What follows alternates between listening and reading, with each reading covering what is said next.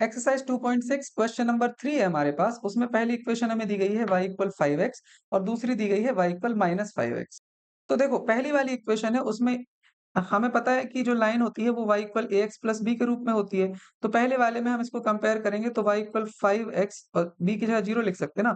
तो x के साथ जो चिपका है वो a होता है तो a की वैल्यू हो जाएगी 5 और b की वैल्यू हो जाएगी 0।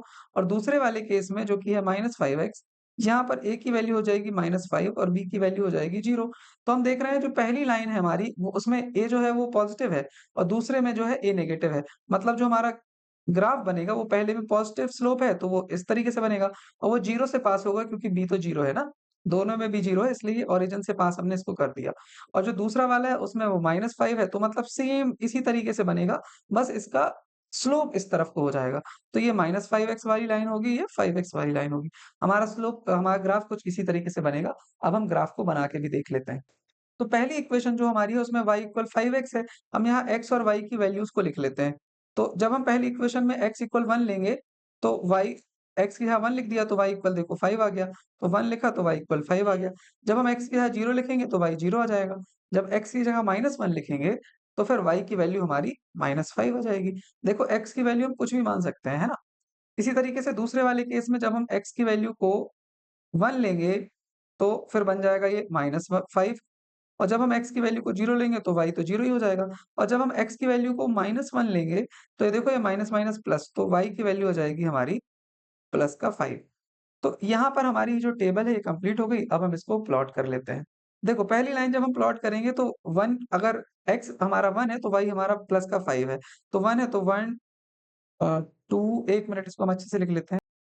हाँ, तो जब x की वैल्यू 1 है तो y की वैल्यू हो जाएगी 5 तो 1 2 3 4 5 यहाँ पर आ जाएगा ये वाला पॉइंट होगा 1, 5 तो हम इसको लिख लेते हैं, ये हो गया हमारा 1, 5 और इसी तरीके से अब 0 है तो फिर 0 तो ये 0, 0 तो यहीं पर आ जाएगा और तीसरे केस में -1 है तो माइनस का 5 तो -1 है तो फिर ये 5 नीचे जाएगा, यहाँ पर आ जाएगा -1 है तो ये माइनस का 5। ये हमारे तीनों पॉइंट्स प्लॉट हो चुके हैं, इसको हम ढंग से लिख लेते हैं। अब हम इन तीनों पॉइंट्स को मिला देंगे तो हमें y इक्वल 5x का ग्राफ मिल जाएगा। तो इसको हम मिला लेते हैं यहाँ से, ये हमारा y इक्वल 5x का ग्राफ ये तैयार हो गया है।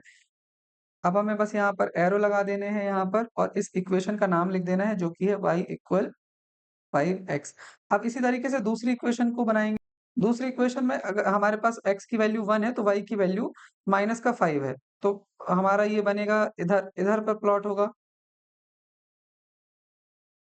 वेट हाँ, अगर x की वैल्यू 1 है तो y की वैल्यू -5 है तो ये यहाँ पर प्लॉट होगा ये। ये होगा हमारा 1, -5 तो हम यहाँ लिख लेते हैं इसको। ये बन गया 1, -5 ये पहला पॉइंट हमारा प्लॉट हो गया और दूसरा 0, 0 है तो 0, 0 तो इसी में ओरिजिन में ही प्लॉट होगा और तीसरा है -1, 5 तो -1 है तो प्लस का 5 मतलब यहाँ पर प्लॉट होगा। होपफुली ये आपसे आता है, -1 है तो ये प्लस का 5 ये हमारे तीनों पॉइंट प्लॉट हो गए। अब इनको हम मिला लेंगे तो फिर हमारा ग्राफ तैयार हो जाएगा। तो इसको हम मिला लेते हैं इधर यहाँ पर और ये हमारा देखो ग्राफ ये बन गया है। यहाँ पर हम इसका नाम लिख लेते हैं y इक्वल माइनस का 5x।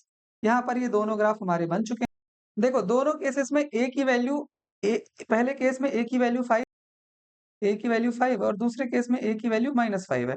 मतलब स्लोप तो दोनों का सेम होगा। देखो यहाँ से ये जितना एंगल है उतना यहाँ से ये एंगल है। मतलब स्लोप तो सेम है, लेकिन स्लोप की जो मतलब एक इस तरफ को है, एक इस तरफ है क्योंकि एक नेगेटिव है, एक पॉजिटिव स्लोप है और b की वैल्यू दोनों केस में 0 है मतलब ये जो ग्राफ है दोनों ओरिजिन से निकलेंगे। देखो ओरिजिन से निकल रहे हैं। अब a और b का हम एक बार रूल और अच्छे से लिख लेते हैं।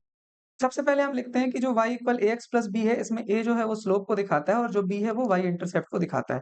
फिर इसके बाद हम पहली इक्वेशन को लिख लेंगे y इक्वल 5x तो वहाँ पर a की वैल्यू हो गई 5 b की वैल्यू होगी 0।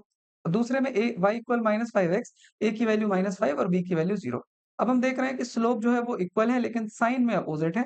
तो एक स्लोप हमारा पॉजिटिव होगा और जो दूसरा स्लोप है वो नेगेटिव होगा। ठीक है? इसके बाद y इक्वल 5x जो है हमारा इसमें स्लोप पॉजिटिव है तो ये लीनियर ग्रोथ को दिखाएगा और दूसरा y इक्वल -5x इसमें a माइनस का है तो ये लीनियर डिके को दिखाएगा और तीसरा है both line pass through origin क्यों? क्योंकि b इक्वल 0 है तो दोनों लाइन हमारी ओरिजिन से ही पास होंगी। तो यहाँ पर a और b का हमने रोल भी यहाँ पर लिख लिया है तो यहाँ पर हमारा क्वेश्चन नंबर 3 जो है वो कंप्लीट हो जाता है।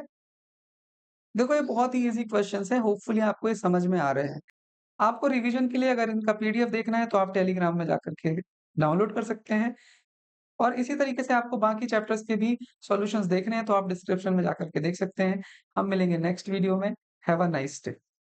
Bye bye. आपको रिवीजन के लिए अगर इनका पीडीएफ देखना है तो आप टेलीग्राम में जाकर के डाउनलोड कर सकते हैं और इसी तरीके से आपको बाकी चैप्टर्स के भी सॉल्यूशंस देखने हैं तो आप डिस्क्रिप्शन में जाकर के देख सकते हैं। हम मिलेंगे नेक्स्ट वीडियो में। Have a nice day. Bye bye.